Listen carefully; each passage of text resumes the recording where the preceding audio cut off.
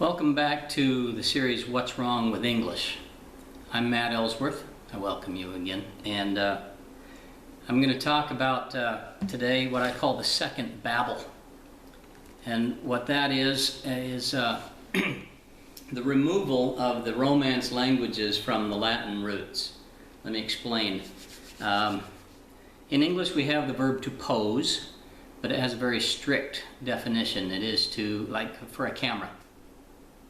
Posing for a camera. We have seed, C-E-D-E. We have, well, a few like that. From pose, we understand the relationship to impose, propose, compose, dispose. From seed, C-E-D-E, we have reseed and deseed and succeed, though we spell those differently. But what happened between the Roman Empire and the Romance languages of today, and more particularly English, is what I would call the Second Babel, and it was driven home. Its crowning moment, its coup de grace, toque de queda, the crossing line, the finish line was the Norman Conquest of Great Britain, and I'll tell you why. I've got a little list here to guide me. Latin had dus, that gave us duct. We have the word English duct. We conduct, we reduce and induce. We can even educe, but we do not deuce. The Roman conqueror is said to have said, Vini, vidi, vici. I came, I saw, I conquered. Well, he vicied because he could vice, and that was to win. We can be victors in English, but we do not vict. We can evince and convince, but we don't vince. They still have vincere in Latin and vencer in Spanish, but we don't vince in English. I have many more examples like that. Pel, to push, side, to kill, mit, or omit, commit, remit, pel of impel, compel, dispel. All of those were known well to a kid in Rome 2,000 years ago, and maybe probably 1,500 years ago, but we don't do any of those in English.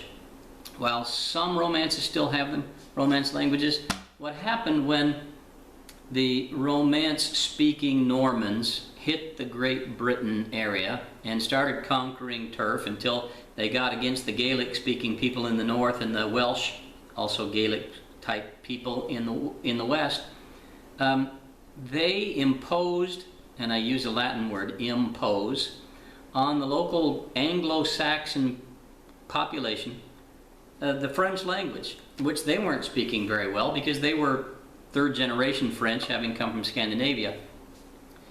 When they did that, the Anglo-Saxon population would not, did not, and has not accepted the Latin way of doing things. If the French speaker automatically says, well, I understand pose, and I can impose, I can compose, I can repose, I understand those all. The Anglo-Saxon did not accept pose, and does not repose, he rests. He does not compose, he makes up. He does not impose, he puts upon. In other words, he kept the Germanic form of what I call separately two little words. You'll see that series also in my videos. Two little words, put up, come over, get on with it, things like that. That's a Second Babel, and it's a problem, and I'll tell you why it's what's wrong with English. We don't see veen and think of convention and invent as being related. We're in the middle school, high school age before anybody tells us, let's look at the roots and see how they're related. I want to come up with a really good one. Fract. We have refraction and an infraction and a fracture, and we just don't see the root. Latin knew the root. The reason why Latin and the Roman Empire and the Greek Empire gave way to heuristics, logic, discourse, higher forms of logic and thinking, are that their language, you were done learning their language at age 8. The third grade was it. Why?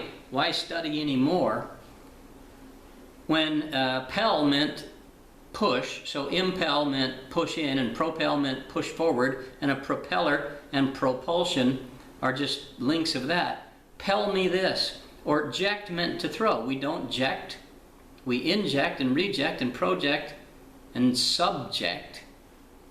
And subject meant push under, or throw under, inject, throw in, project, throw forward, but we don't ject. That's a problem. I can't say we're going to fix it. This series isn't about fixing English, it's about giving you the things that are wrong with English so that you can look for the fixes. Imagine now, follow this up. Look into this concept of a second Babel and how cool it would be to be able to go past, go back before it, and think, well, when you learn Spanish, when you learn Italian, when you learn French, when you learn any of the Romance languages, you're learning a language which is at least several steps back toward the early days of that second Babel. And you can avoid it altogether. Thanks for watching. Watch for the next one. Bye now.